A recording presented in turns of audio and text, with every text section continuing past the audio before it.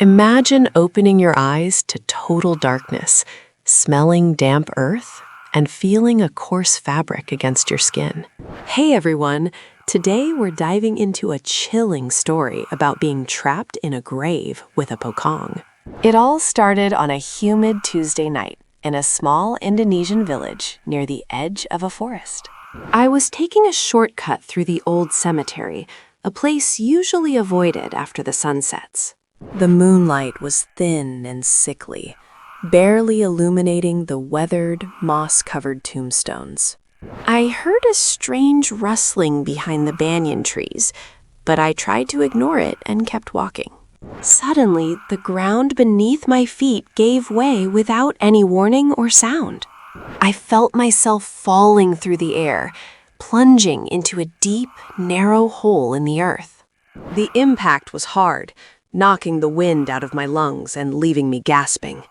I tried to stand up, but the space was incredibly tight, and the air felt suffocatingly thin. My hands brushed against the side of the hole. It wasn't just a pit, it was an open grave.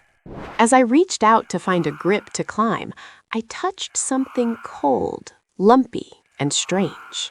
It felt like a heavy bundle of cloth, tied tightly at the top like a piece of candy. I fumbled for my phone to get some light, my hands shaking uncontrollably from the shock. The screen flickered on, casting a harsh blue light into the confined space around me.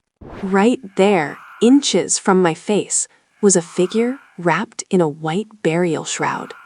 It was a Pocong, the spirit of someone whose shroud wasn't untied before they were buried. Its face was pale and decaying, peeking through the gaps in the fabric where the knot was tied. The eyes were dark pits that seemed to stare right through my soul, devoid of any life. I screamed, but the sound was muffled by the thick, heavy soil surrounding us on all sides. The Pocong didn't move at first, just stood there, upright and stiff as a board. I tried to climb the dirt walls again, but they were too slippery and loose to hold me. Every time I made progress, a chunk of earth would fall, burying my feet further into the ground. The smell of jasmine mixed with rotting earth filled my nostrils, making me gag and cough. I felt a sudden chill, a coldness that didn't come from the night air, but from the spirit. The Pocong began to tilt its head slowly, making a dry, cracking sound like breaking twigs. It started to hop, a rhythmic thud against the bottom of the grave that shook the earth. I realized it was trying to block my path, keeping me down there in the dark with it. In Indonesian folklore, the Pocong is said to be restless until its ties are finally released. But this one felt different. It felt malicious, like it wanted someone to join its eternal rest. I scrambled back, my heart hammering against my ribs like a trapped bird in a cage.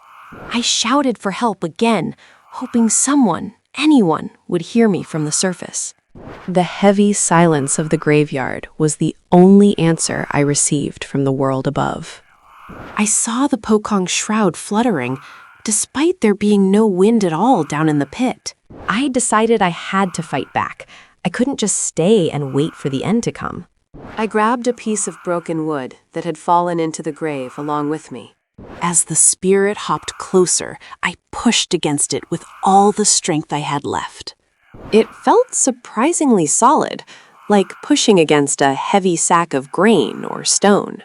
It let out a low, guttural moan that vibrated deep within my very bones. I used the momentum to kick off the sidewall, reaching for the edge of the pit once more. My fingers finally caught onto a sturdy root near the surface of the ground. I pulled myself up, gasping for the fresh, cold night air that was just out of reach. Suddenly, I felt something tug at my ankle, a cold, powerful grip trying to pull me back. I kicked wildly, breaking free from the ghostly grasp with a final surge of adrenaline. I scrambled out onto the grass, rolling away from the dark, gaping opening in the earth. I didn't look back. I just ran as fast as my trembling legs would carry me. I didn't stop until I saw the warm lights of the village and the safety of other people. That night changed me forever, making me realize that some legends are very, very real. If you ever find yourself near an old cemetery at night, stay on the path and watch your step. Don't forget to like and subscribe for more updates. Stay safe out there.